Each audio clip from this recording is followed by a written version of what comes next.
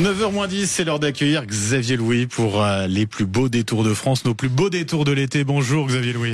Bonjour Laurie, bonjour Benjamin. Bonjour Xavier.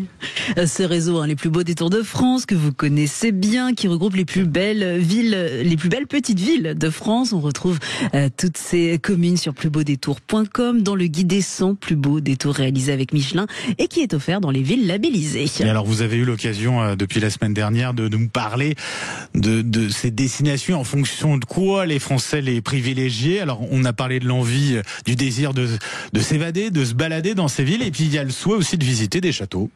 Alors ça vient en troisième position d'ailleurs, et on pourrait commencer d'ailleurs par un château qui a été bien mis en valeur hier au départ de l'étape du Tour de France, et je voudrais rendre hommage d'ailleurs à Franck Ferrand qui fait des très bons commentaires, et j'avais souhaité quand j'étais directeur du Tour qu'on mette plus en avant encore les villes traversées.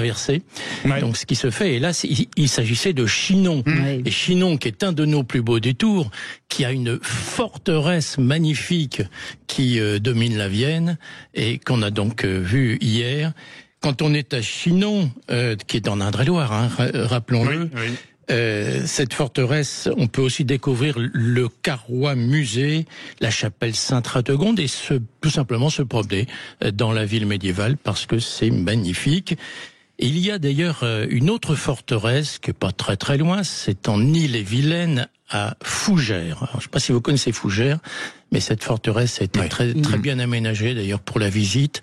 C'est une ville qui gagne à être connue d'une manière générale, non seulement pour sa forteresse, parce que c'est une ville magnifiquement fleurie.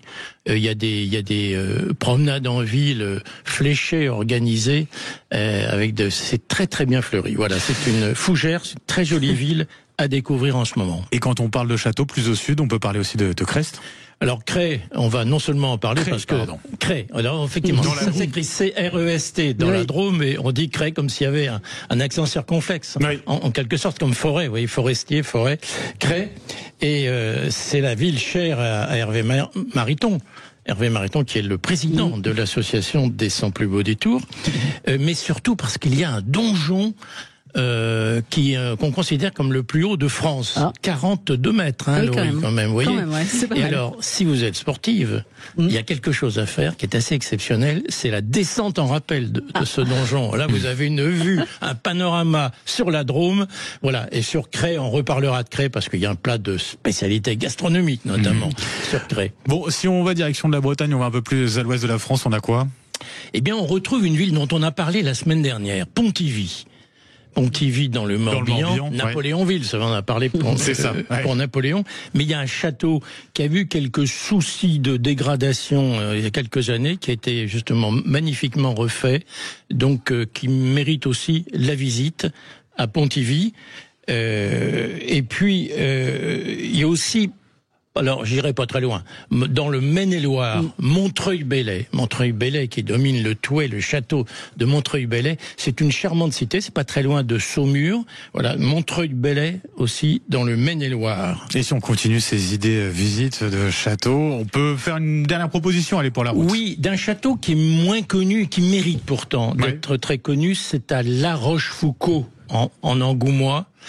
Le château de La Rochefoucauld, vraiment, c'est un château Renaissance qui tient tout à fait la comparaison avec les plus beaux châteaux de la Loire. Je pense à Chambord, par exemple, ou Amboise, et notamment pour sa cour intérieure. La cour intérieure de ce château, d'ailleurs, qui a été récemment revalorisée par le Guide Vert, qui lui a accordé une 2e étoile qui est tout à fait méritée.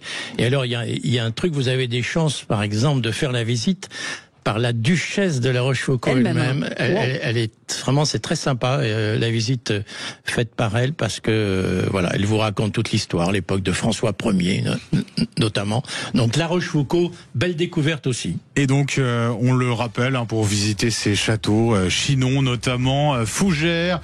On a également, vous avez parlé de Crest et puis de Pontivy.